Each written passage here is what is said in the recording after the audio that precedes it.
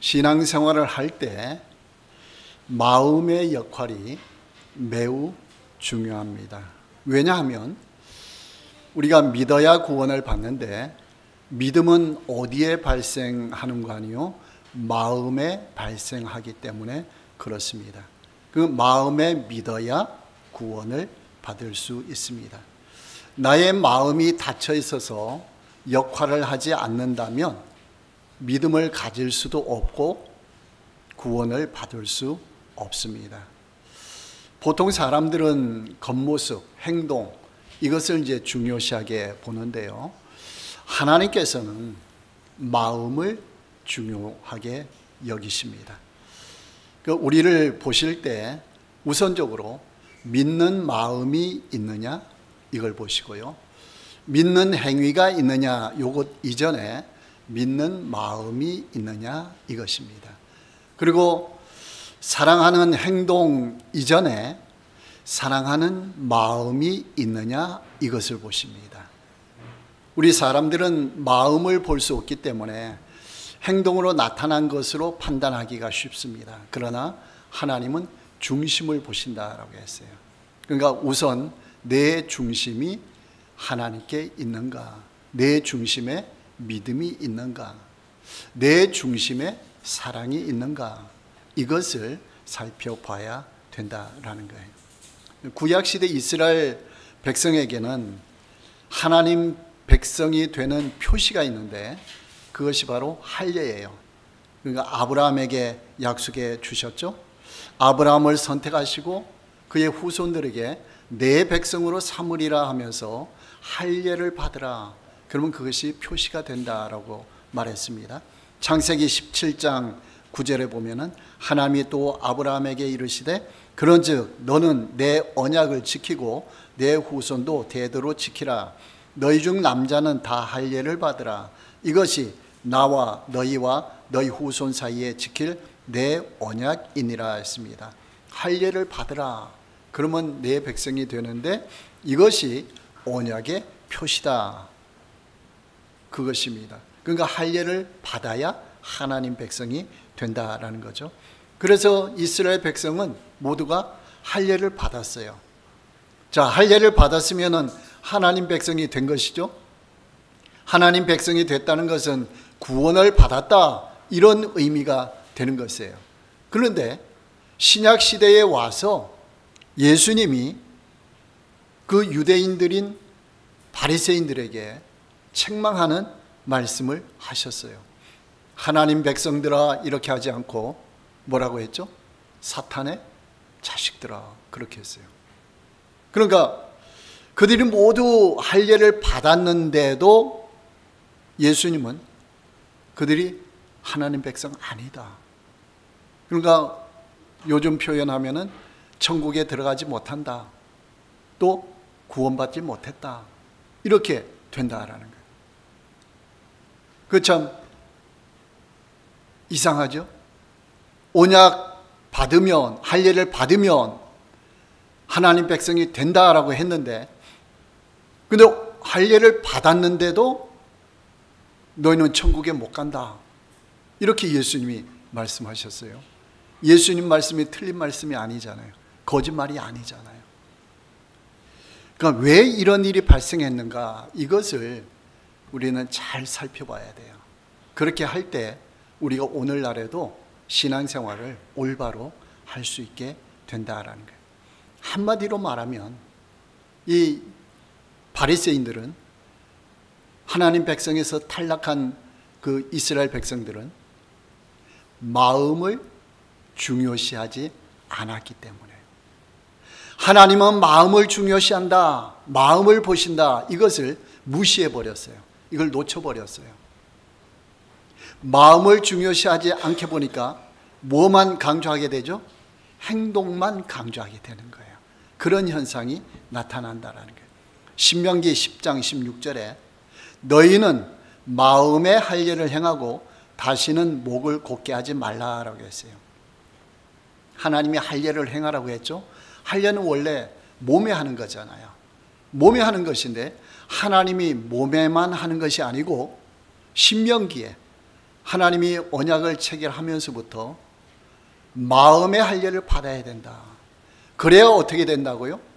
목이 곧게 되지 않는다. 이건 뭐래요? 교만하지 않는다라는 거예요. 그러니까 마음의 할례를 강조하셨어요.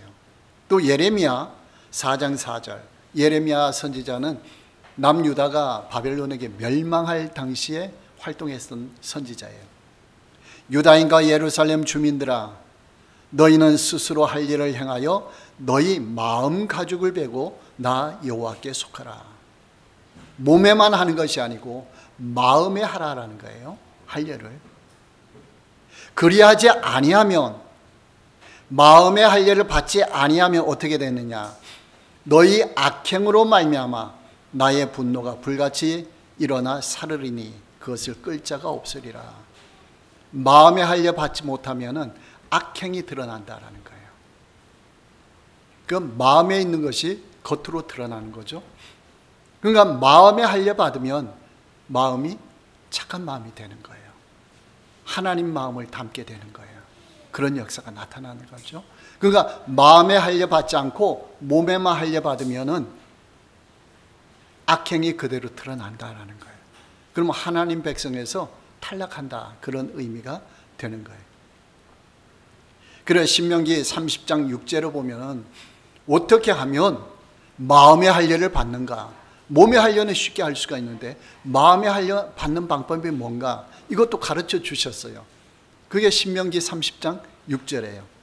내 하나님 여호와께서 내 마음과 내 자손의 마음에 할 일을 베푸사. 누가 마음의 할 일 베풀어 주신다고요? 하나님께서. 우리 스스로가 하는 게 아니에요. 자, 하나님이 할 일을 행하라라고 했죠.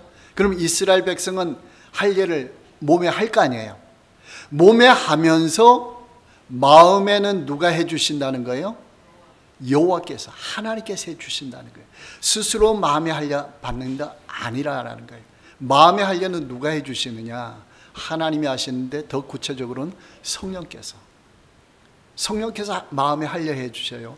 이건 무슨 말이냐? 하나님을 믿게 해준다라는 거예요. 말씀을 깨닫게 해준다라는 거예요. 마음 속에서. 그러니까 어떤 현상이 나타나죠? 몸에 할 일은 했는데 마음에 할 일 받지 못한 사람은 하나님을 믿지는 못하는 거예요. 하나님이 말씀한 명령에 순종은 하는데 마음에 믿지 못하고 순종하는 것이 되는 거예요. 이런 현상이 나타난다라는 거예요. 그래서 신명기 30장 6절에 마음의 할 일을 하나님이 베푸사, 마음의 할 일 베풀면은 두 가지 결과가 나오는 거예요. 너로 마음을 다하며 뜻을 다하여 내 하나님 여호와를 사랑하게 하사. 마음의 할 일가 임하면 어떤 현상이 나타나느냐? 첫 번째, 하나님을 사랑하게 된다는 거예요. 여러분, 쉐마 공식에서 율법을 지키는 목표가 뭐라고 했죠? 마음과 뜻과 힘을 다하여 내 하나님 여호와를 사랑하라라고 했죠. 이게 목표예요. 이 목표로 가는데 우리 스스로 할 수 있느냐? 못한다는 거예요. 누가 도와주셔요? 하나님께서. 그러니까 이스라엘 백성에게 그 명령을 하시고 나서 하나님이 마음의 할 일을 베풀어 주신다라는 거예요. 마음의 할 일을 제대로 받은 사람은 하나님을 사랑하는 마음이 생기는 거예요. 더 강하게 받는 사람은 어떻게 된다고요? 마음과 뜻과 힘을 다해서 하나님을 사랑하는 길로 간다라는 거예요. 더 강하게 받는 사람은 예수님이 말씀하셨듯이 목숨을 다하여 하나님을 사랑하게 된다라는 거예요. 이런 현상은 몸에만 할 일 받아서는 이루어지지 않아요. 마음에 할 일 받을 때 이루어지는 거예요. 그 다음에 두 번째는 너로 생명을 얻게 하실 것이며 라고 했어요. 생명을 얻게 하신다 했어요. 생명을 얻으면 구원이 임하잖아요. 그러니까 이스라엘 백성에게 언약을 체결하면서 할 일을 받으라라고 했어요.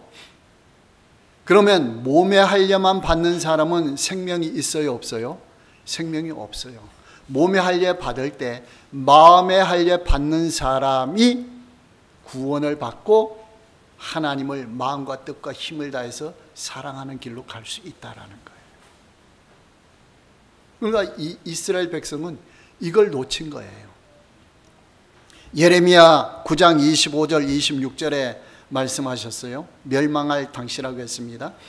여호와의 말씀이니라. 보라, 날이 이르면 할례 받은 자와 할례 받지 못한 자를 다 내가 벌하리라 했어요. 이게 도대체 무슨 말씀이죠? 하나님이 할례 받으면 내 백성이 된다 그랬는데, 멸망할 당시에 예레미야 선지자를 통해서 할례를 못 받은 자는 멸망하는 것 당연한데 받은 자도 멸망당한다는 거예요. 이거 희한하잖아요. 이게 도대체 무슨 말인가? 그 다음 구절에 설명했어요. 예레미야 9장 26절에 무릇 모든 이방 민족은 할례를 받지 못하였고, 그러니까 이스라엘 백성 아닌 이방 사람들은 할례 자체를 받지 않았기 때문에 몸에도, 그러니까 멸망을 당한다는 거예요. 그 다음에 이스라엘은 마음의 할례를 받지 못하였느니라. 마음의 할례 받지 못한 이스라엘 백성도 멸망당한다라는 거예요. 그러면 남유다가 멸망할 때에 멸망한 이스라엘 백성, 구원받지 못한 이스라엘 백성은 몸의 할례를 행했지만 마음의 할례를 받지 못한 사람들이 멸망한 거예요. 자, 출애굽 시대에 또 마찬가지예요. 출애굽 시대에도 광야 생활하죠. 이스라엘 백성 출애굽 1세대가 광야를 통과할 때 원망 불평하게 했죠. 그건 왜 그런 거 아니에요? 마음의 할례가 없기 때문이에요. 마음의 할례 받지 못하면은 계속 악행한다 그랬죠.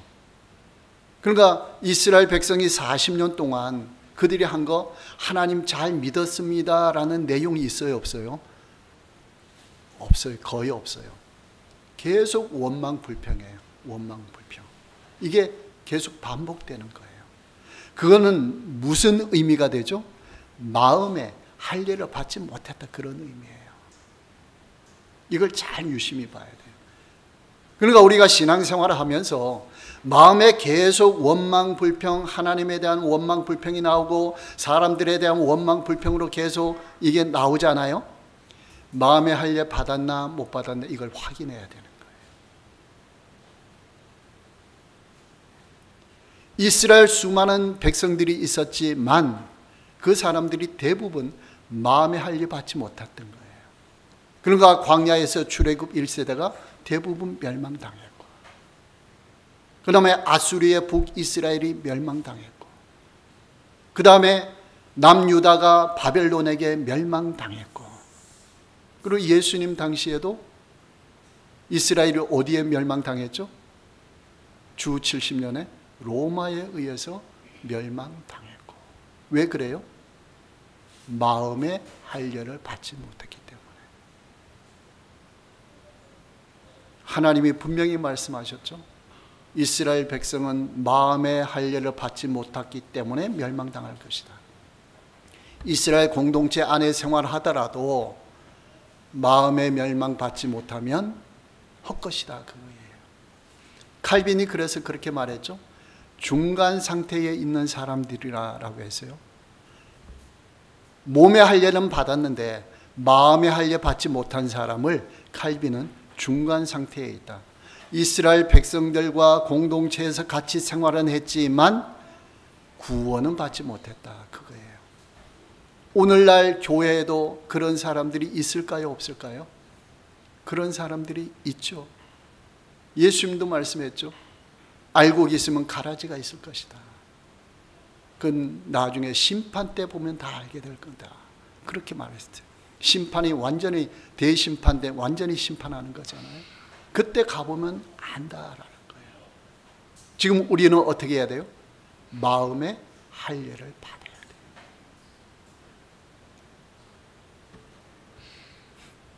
오늘 본문에 무릇 표면적 유대인이 아니요 표면적 육신의 할례가 아니니라 했습니다. 표면적이란 겉으로라는 게 몸으로. 그러니까 할례를 몸으로 받았다 할지라도 이 사람들이 진짜 유대인이 아니다라고 했어요. 그럼 어떤 사람이 진짜 유대인이냐? 이면적 유대인이 유대인이며, 이면적은 속으로, 마음으로. 그러면 어떻게 하느냐? 할례는 마음의 할지니, 영에 있고 성령에 있고. 누가 마음의 할례를 베풀어 주신다는 거예요? 성령께서. 율법 조문에 있지 아니한 것이라. 율법 조문을 그냥 마음의 할례 받지 않고 지키는 사람들은 구원이 없다라는 거예요. 진짜 유대인이 아니라는 거예요. 그러니까 예수님께서는 바리새인들에게 뭐라고 했죠? 너희는 사탄의 자식이다. 그들이 헌금을 안 했어요? 헌금했어요. 11조 했죠. 그들이 금식기도 안 했어요? 금식했죠. 제사 안 드렸어요? 제사 다 드렸죠. 열심히 드렸어요. 그런데 뭐가 없어요? 마음의 할례가 없다. 마음의 할례가 없으니까 믿지 못한 거예요. 믿지 못했던 증거가 뭐가 되는 거죠? 예수님을 믿지 못했잖아요. 마음의 할례 받지 못했기 때문에. 그런 현상이 나타나는 거예요. 그러니까 성령을 통해 마음의 할례를 받으면 말씀이 깨달아지는 거예요. 하나님이 믿어지는 거예요. 예수님이 믿어지고 하나님을 사랑하게 되는 거예요. 그런 현상이 나타난다라는 거예요. 그럼 마음의 할례 받으려면 어떻게 해야 되는가?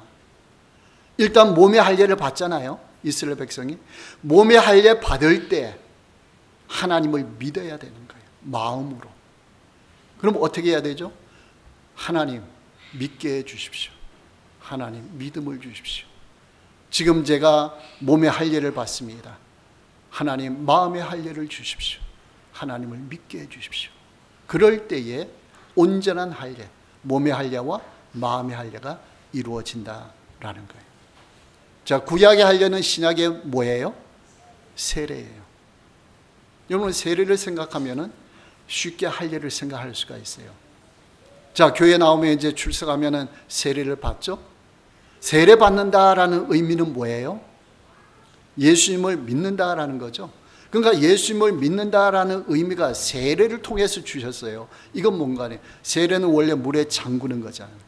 잠겼다가 일어나잖아요. 이건 뭐예요? 나의 죄의 모습은 다 죽고 다시 살아납니다. 누구를 통해서요? 예수님을 통해서.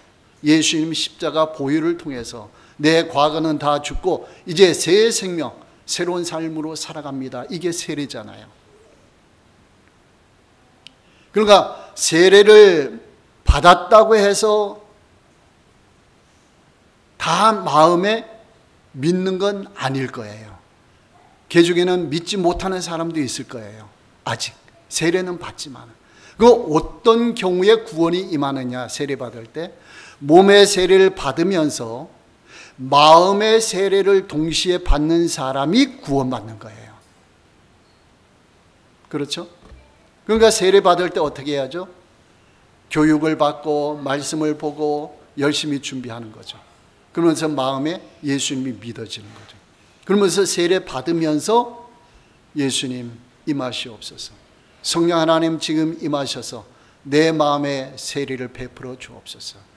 내 과거 죄악된 모습이 죽고 새로운 모습으로 살아나게 해 주옵소서. 이렇게 기도하는 거죠. 그러면은 세례 받으면서 마음의 세례가 이루어지는 거예요. 그 사람이 진짜 교인이 되는 거예요. 진짜 교인. 진짜 교인이 되면은 이제 믿음으로 살아가는 거예요. 믿음으로. 말씀 따라 살아가는 거예요.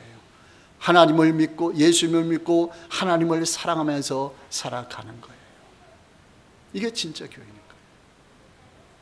여러분 지금 마음속에 확인하시기 바랍니다. 우리는 세례를 받았어요. 내 마음에 예수님이 계신 건지, 성령이 계시는 건지, 내가 진짜 예수님을 믿고 있는 건지, 내가 믿고 있으면서 원망 불평은 계속되는 것은 아닌지. 여러분 이스라엘 백성도 나 진짜 하나님 믿고 있습니다. 유대인들 바리새인들은 내가 최고로 하나님을 위해 살고 있습니다. 그랬던 사람들이에요. 그런데 예수님은 아니다. 그러니까 우리는 지금 마음을 점검해야 되는 거예요. 나 예수님 믿는가? 여러분 천국 갈 수 있습니까? 예수님 재림하시면은 예수님과 더불어 혼인잔치하고 천국 갈 수 있습니까? 그게 항상 확인이 돼야 되는 거예요. 확인이 돼야 돼요. 그냥 교회 생활 잘하고 왔다 갔다 하고 열심히 하고 헌금 많이 했고 봉사 많이 했다, 안 해요. 그거 아니에요. 바리새인들 그거 다 잘했어요. 그런데 사탄의 자식들아 라고 했어요. 저희는 이 길을 걸어가고 있는 거예요. 진정한 유대인의 길을 걸어가야 돼요. 진정한 성도의 길을 걸어가야 되는 거예요. 그럼 마음의 세례가 임해야 돼요. 마음의 세례. 아직 마음에 예수님에 대한 확신이 없는 분들은 이걸 점검해야 되는 거예요.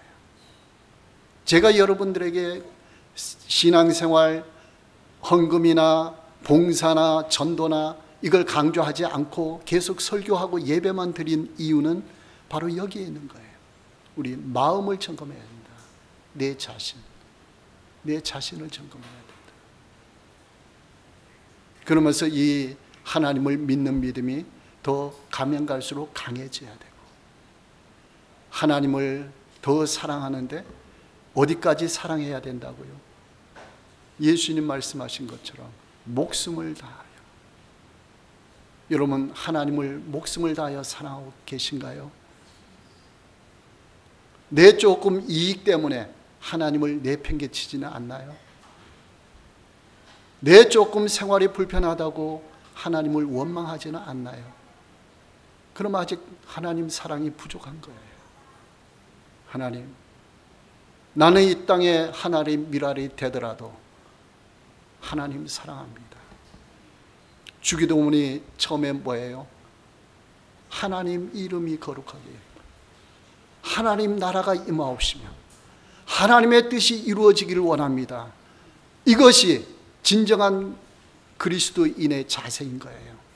여러분 기도할 때 내 기도 제목, 내 건강 달라, 내 생활 보장해 달라, 내 앞날 편하게 해달라, 내 자녀 잘 되게 해달라, 이게 굉장히 부족한 거예요.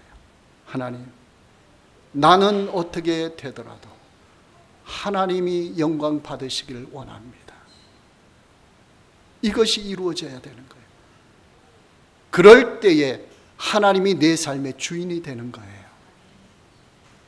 그런데 우리는 보통 내가 주인이 돼가지고 하나님을 보조 역할로 사용하는 거예요.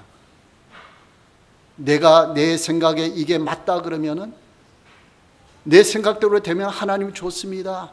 그러다가 내 생각대로 안 되면 하나님 이건 아니잖아요. 자꾸 그러잖아요. 이건 하나님은 중심이 아닌 거예요. 우리는 하나님을 믿고 따라가야 되는 거예요. 아브라함이 말씀을 쫓아갔다라고 했죠. 어디까지 쫓아갔다고요? 천국까지. 천국까지. 여러분, 이 시간에 내 믿음은 지금 어디에 있는지, 내 믿음의 현주소는 어디에 있는지를 점검하시기 바랍니다. 우리는 항상 예수님이 내일 오신다 할지라도 아멘 예수여 어서 오시옵소서. 예수님 오실 때 얼굴 피하고 하나님 창피합니다, 이게 아니고, 하나님 예수님 기다렸습니다, 어서 오시옵소서, 환영합니다.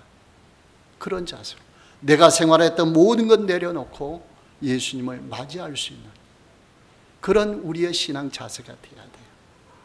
그러니까 평소에 하나님과 교제하고 동행하는 거예요. 에녹이 하나님을 기쁘시게 하는 자라 증거를 받았다 그랬죠. 어떻게 해서 받았다고요? 하나님과 동행하였더라. 여러분 삶에 하나님과 동행하시기 바랍니다. 하나님과 교제하고 동행하시기 바랍니다. 교회에서 예배 잘 드렸다, 그걸로 끝나는 게 아니에요. 밖에 가서도 진짜 예수님 믿는 사람들은 밖에 가서도 예수 믿는 증거가 나타나는 거예요. 왜? 마음속에 믿음이 있기 때문에 나타나는 거예요. 여러분, 이 시간에 예수님을 진짜로 강하게 모시기 바랍니다. 약한 믿음이었다면 이 시간에 강한 믿음이 되시기를 소원하고 축원합니다.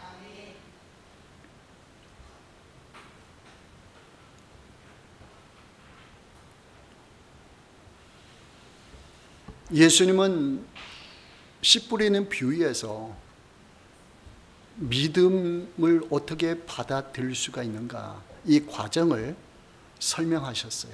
누가복음 8장 5절에서 5절부터 보면요, 씨 뿌리는 비유가 나오는데, 씨를 뿌리는 자가 그 씨를 뿌리러 나가서 뿌릴새 더러는 길가에 떨어짐에 밟히며 공중의 새들이 먹어버렸고 라고 했어요.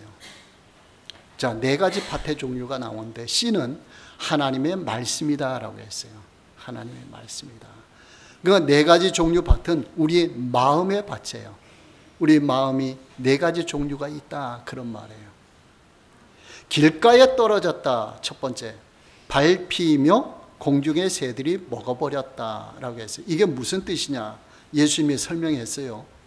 12절에 마귀가 가서 그들이 믿어 구원을 얻지 못하게 하려고 말씀을 그 마음에서 빼앗는 것이요.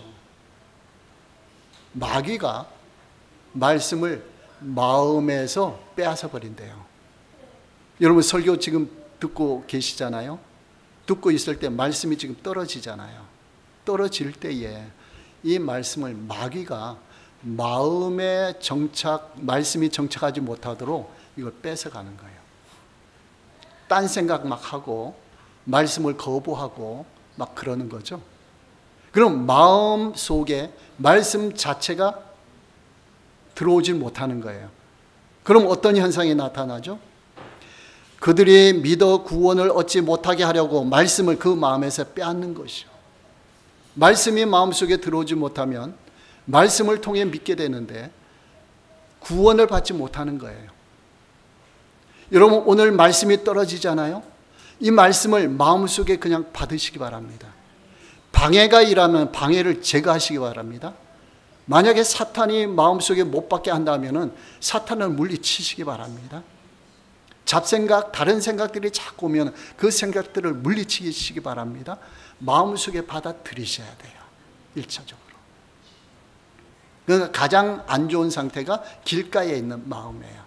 그 말씀 자체가 마음에 와닿지 않는 거죠. 그 다음에 두 번째는 뭐예요? 바위 위에 떨어짐에 싹이 났다가 습기가 없으므로 말랐고 라고 했어요. 바위 위에 떨어졌다라는 말은 예수님이 해석하셨어요. 말씀을 들을 때에 기쁨으로 받으나 뿌리가 없어 잠깐 믿다가 시련을 당할 때에 배반하는 자요라고 했어요. 말씀을 받아 기뻐요. 설교 들으니까 기뻐요. 예배 참석하니까 기뻐요. 기쁜데 예배 마치고 가면은 다 사라져. 기쁨도 사라지고 그냥 믿지 않는 사람처럼 그냥 생활해. 이거예요. 여러분 설교 시간에 기쁘다, 즐겁다, 은혜롭다 이걸로 만족하시면 안 돼요. 이게 말라버리면 안 돼요. 밖에 나가서 계속 자라야 되는 거예요. 그 다음에 세 번째는 가시떨기 속에 떨어짐에 가시가 함께 자라서 기운을 막았고, 이걸 해석했어요. 말씀을 듣는 자이나 지내는 중 이생의 염려와 재물과 향락의 기운이 막혀 온전히 결실하지 못하는 자요라고 했어요. 말씀을 들어요. 말씀이 마음속에 있어서 이게 자라기는 해요. 자라기는 하는데 가시떨기 속에 있어갖고 가시가 자꾸 찌르는 거예요. 찌르니까 상처투성이에요. 그러면 열매가 맺히지 않는 거예요. 열매 맺히더라도 별로 신통치 않은 열매가 나오는 거예요. 그게 뭐예요? 이생의 염려와 재물과 향락의 기운이 막혔다. 세상 생각, 걱정, 근심 이게 가득 차버린 거예요. 이걸 떨쳐버리지 못하는 거예요. 그러니까 말씀이 열매가 맺히지 않는 거예요. 여러분 이스라엘 백성들 광야 생활 생각해 보세요. 그들에게 열매가 있나요? 없어요.